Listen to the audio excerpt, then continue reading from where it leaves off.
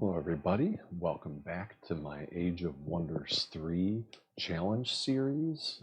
In this latest challenge series, I'm going to be doing what I'm calling the weak starting army only challenge, where for this I'll be playing as a High Elf Theocrat. I'll talk about why. And I am setting the settings to weak starting army. And the unique twist on this challenge series is that those 6 starting units, so that's a leader, a hero, the first one that offers to join, and then usually a T2, and then 3 T1s, usually irregular units. Those 6 starting units that you get when you set your starting army to weak, those are the only ones I can use in terms of military units for the rest of the game. I'm not allowed to use any other military units. I'm allowed to use builders, which helps with varying forged items to the army, and with a little bit of exploration and building some watchtowers and resource structures and stuff like that. But no additional military units are allowed. So what that means is that if anytime I acquire a 7th unit, any additional military unit through clearing a site, tribute, conversion, whatever, at the next possible opportunity, I require myself to immediately disband those units. So I only have my 6 starter units the entire game. And so obviously it's very important that I don't let any of those units die, because if any of them die, then I'm permanently down a unit for the rest of the game. So it's absolutely essential for survivability that I keep all 6 units alive the entire campaign.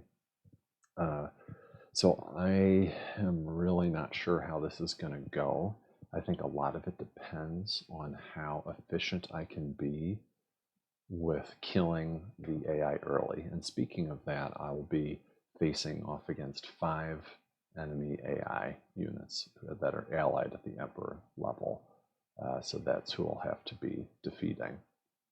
As this is the intro episode 1, I always go over the settings that I'm going to use for this campaign, so that if you want to play along at home, you can replicate what I've done. So 6 players, so that's me plus the 5 AI, Emperor level difficulty, which is the hardest, large map size, land because it's easier for AI to navigate, game flow will be normal, advanced settings, surface and underground, normal. So again, you can set your starting units to anything. I'm setting it to weak in this case, right? Because I want to make it as hard as possible. So I'm starting on a weak starting army. Starting distance, I'm putting the AI as far from me as possible to give them a chance to build up and snowball as much as possible before I reach them. Average roads, AI have trouble with roaming units. They can hobble them early, so I'm turning down the roaming units so it doesn't hurt the AI as much. Humans are better able to use treasures and treasure structures better than AI, and so I'm turning these down to few to make it harder on myself. I'm turning cities up to many, as that is a lot harder to control territory and gives the AI an easier time at snowballing. So that's what we're doing with that. Geography is all set to normal. Okay, so that's what we'll do with that. For this, there's the 5 AI Emperor level opponents, and then myself. Classic turns, we'll customize leaders, advanced rules, normal, standard, normal, never resurgence, normal defender strength, default, default, default. And this in particular, the max hero level of 15 will really hobble me because I'm only limited to my 6 starting units, and the fact that those heroes get capped at 15 will make it harder. I'm turning off city founding since humans are way better than AI at doing settler building and settling. So I'm going to deny myself that opportunity, which is typical a lot of these settings are typical for my challenge series because I basically found these combinations of settings generally make it some of the hardest on the human folks. Empire Quest on by default, Maple Exploration on by default. So we're doing all that. So who am I going to be playing with this? So in my, I've played a lot with Necro Draconian in the past, different challenges earlier. You've seen some of those. Perhaps if you haven't, you should check them out, especially the 40-turn Head Start challenge, where I give my N5 allied Emperor AI opponents a 40-turn Head Start. That was by far the most brutal challenge I've ever done. I think it was the last challenge series where it was a single stack challenge, where I forced myself to only be able to use 6 units total the entire time, but I did allow myself a normal starting army, and also allowed myself to swap out some of those units over time. So I ended up with 5 heroes by the end of the challenge, swapping out regular units for hero units, since I thought that was a stronger strategy. So I used the Theocrat with that had the water destruction and the wild magic. But for this, I thought about Draconian because, they're tier 1s, like they're chargers, and what's the other one? I forget. So they're melee swordsmen and they're melee pikemen, which are often tier 1s, which we would expect to have in a starting army like this.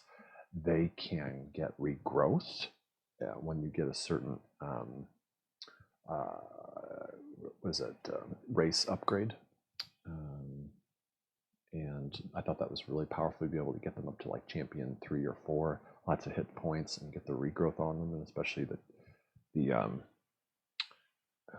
whatchamacallits with the tireless on them, the crushers, crushers and chargers. That's the ticket. The crushers with the tireless ability could be really powerful, but I ended up leaning against this because I thought that the most strongest class race combination would be Theocrat High Elf. And I'll tell you why.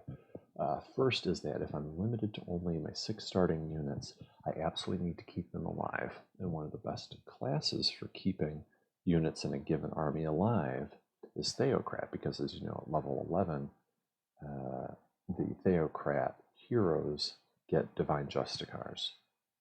Justicars, however you pronounce it. So at level 11, if anybody in your army dies, aside from the leader leading the army who's giving the buff, then they'll be brought back with resurgence. So I thought that would be even stronger than a necromancer with the greater reanimate undead possibility.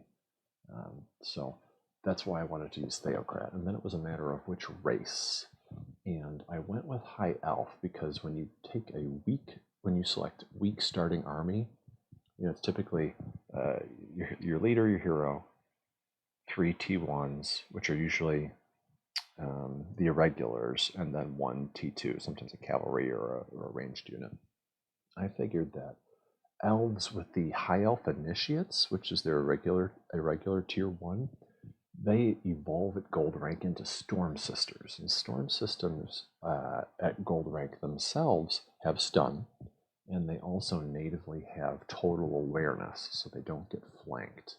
And so I figured once I started getting, if I can keep them alive, if I can keep the Initiates alive, get them boosted to Storm Sisters and start getting champion levels into them, the fact that you'd have high HP, totally aware units with Dispel, and the ability to stun on melee or ranged attack, that could be really powerful. So to have 3 of those in an army alongside like a cavalry unit, and then the leader and the hero could be really strong. So I thought that was my best shot at surviving. And so that's why I've created this character.